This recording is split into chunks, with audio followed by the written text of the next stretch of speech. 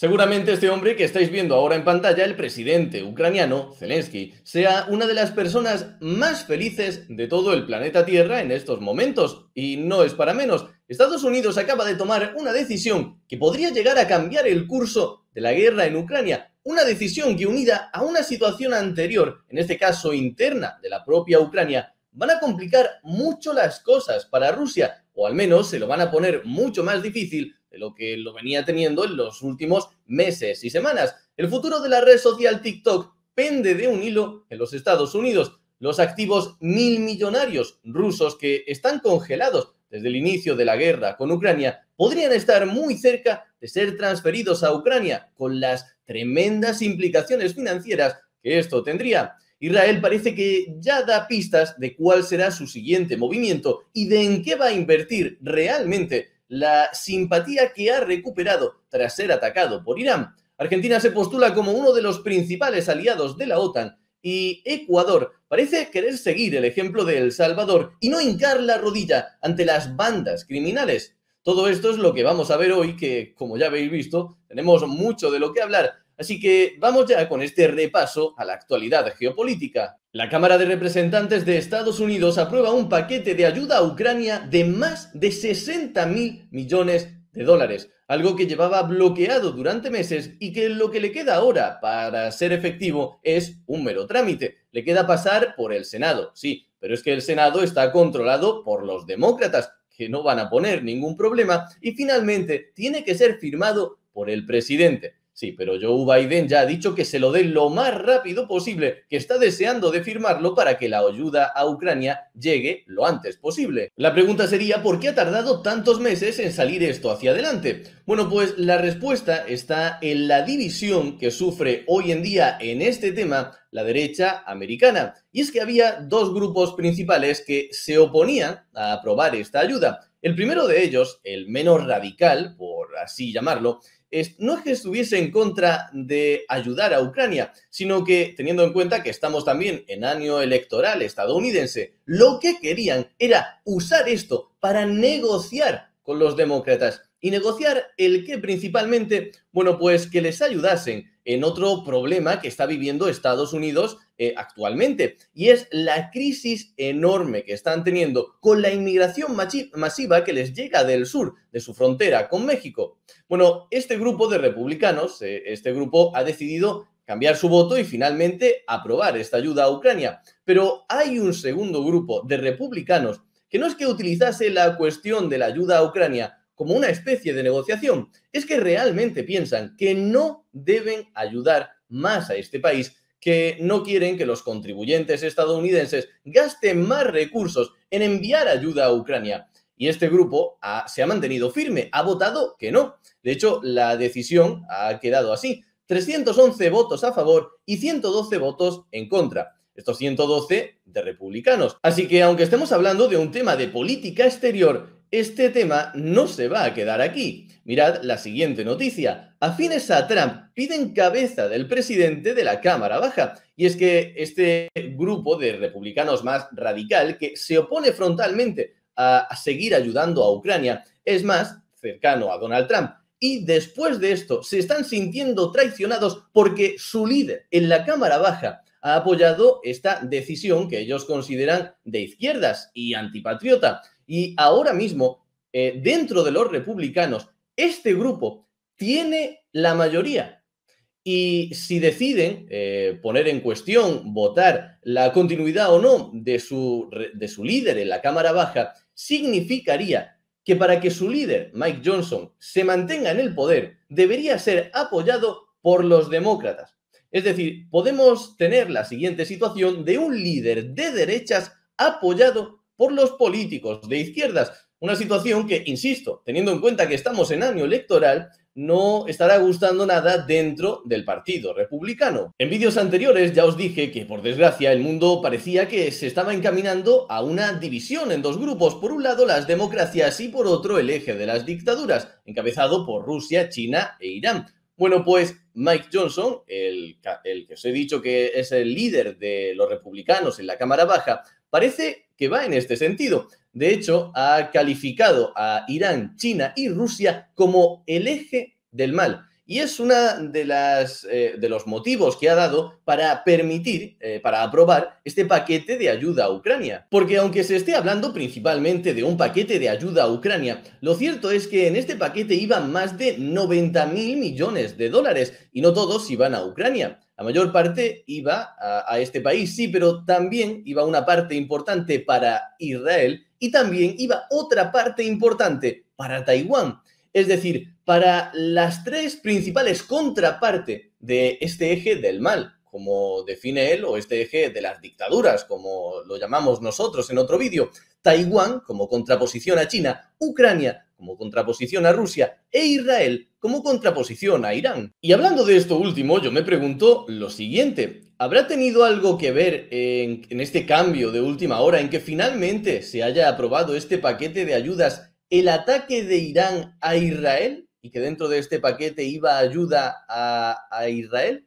Y si esto es así, ¿cómo habrá sentado a Rusia? ¿Cómo le habrá sentado a Vladimir Putin este gesto de Irán, que ha podido desembocar en que ellos lo vayan a tener más difícil ahora? Y hablando de las cifras, podría parecer que estamos ante un desembolso enorme para las arcas públicas de Estados Unidos. Y sí, sin ninguna duda lo es. Pero ojo, que no es tan malo como parece, y es que este dinero, este paquete de ayuda, no se lo van a dar directamente a los ucranianos para que los ucranianos hagan con él lo que les dé la gana. No, esto no funciona así. Lo que van a hacer con ese dinero es dárselo a sus propias empresas, en este caso del sector armamentístico. Esas empresas producirán armas y munición que se entregará, en este caso sí, a Ucrania. Es decir, que gran parte de este dinero se va a quedar dentro de la economía de los Estados Unidos. Y llegamos así a la segunda de las decisiones que podría cambiar el curso de la guerra de Ucrania, y es: Ucrania aprueba una nueva ley de movilización tras meses de debate en el Parlamento.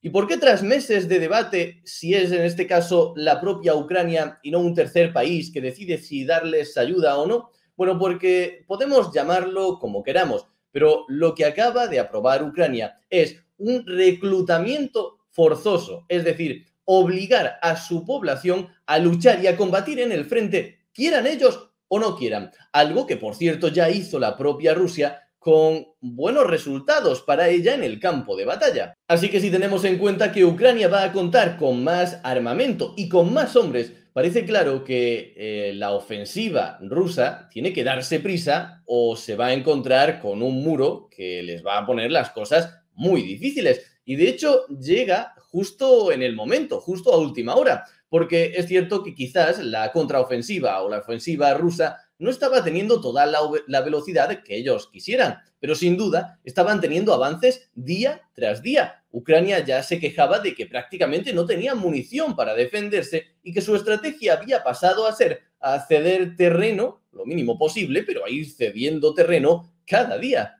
Entonces, la pregunta final es: ¿cuándo podemos empezar a notar estas decisiones en el campo de batalla? Bueno, pues con la ayuda que ha aprobado Estados Unidos, con el armamento, lo vamos a notar antes. Según ha dicho algún político estadounidense, en una semana ya podrían empezar a llegar las primeras unidades. Yo sinceramente pienso que tardará un poco más. Entre que pasa por el Senado, llega Joe Biden, comienza a fabricarse y se transporta. Bueno, yo calculo que a mediados del mes que viene, a mediados de mayo, ya podríamos estar notando un incremento considerable del armamento que tiene Ucrania disponible. Y en el caso del reclutamiento de nuevas unidades, pues ahí vamos a tardar bastante más, del orden de 2-3 meses, porque no es sencillamente, bueno, recluto a un ucraniano ahora y lo mando al frente. No, tienes que hacerlo paulatinamente, tienes que darle una formación mínima, etcétera. Así que para finales de verano, mediados finales de verano, parece que Rusia podría estar encontrándose con una situación muy delicada. Así que Rusia entra ahora en una cuenta regresiva. Cada día que pase lo va a tener más complicado, cuando hasta ahora, cada día que pasaba, lo estaba teniendo más fácil. Y volvemos ahora a los Estados Unidos y a su preocupación con la red social TikTok. Ojo, esto es uno de los mayores casos de hipocresía política y mediática que se han visto en los últimos años. Pero bueno, antes de comentar esto, no es que TikTok vaya a desaparecer en los próximos días, semanas o meses de los Estados Unidos.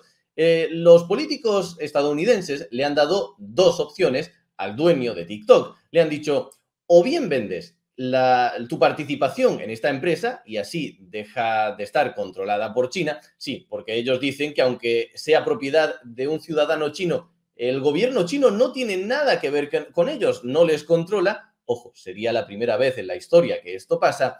O, por otro lado, tienes la opción de no venderlo, pero te vamos a banear y te vamos a censurar en nuestro país. Pero, ojo, le han dado de plazo un año y además esta persona ha anunciado que va a acudir, obviamente, a los tribunales. Así que, entre una cosa y otra, esto va para largo. Pero ¿por qué os digo que esto es uno de los mayores casos de hipocresía, tanto política como mediática, que he visto en mucho tiempo? Porque no sé si lo recordaréis, pero hace no mucho, cuando Donald Trump estaba en el poder, dijo que estaba preocupado por esta red social y por la injerencia china, porque China estaría, según él, a través de esta aplicación, teniendo acceso a millones de datos de millones de estadounidenses. ¿Y qué sucedió? Que la prensa, tanto nacional como internacional, se burló de él. Claro, Donald Trump estaba loco porque tenía mucho miedo de los bailes de TikTok. Sin embargo, ahora que es Joe Biden quien está proponiendo esta censura a TikTok por las mismas razones por las que lo proponía Donald Trump, ahí ya sí están entrando a analizar con seriedad el problema y el debate, que tiene su lógica, tiene toda la razón, o al menos toda la coherencia del mundo, debatir esto. Pero atención, que aquí no acaba la cosa. Si queréis sorpresas de verdad, atentos a cómo responde Donald Trump cuando le preguntan ahora por esta decisión de prohibir TikTok. Y es que, bueno, antes Trump sí quería banearlo cuando estaba en el poder, pero ahora que está en la oposición, dice que la cosa no está tan clara. Y ojo, no es que haya cambiado tanto de opinión como parece el titular, sino que su razonamiento es el siguiente. Dice, sí, yo sigo pensando que TikTok es un problema de injerencia china, pero me preocupa todavía más que si baneas TikTok, eso vaya a reforzar a una empresa como Facebook, una empresa que él considera enemigo del pueblo estadounidense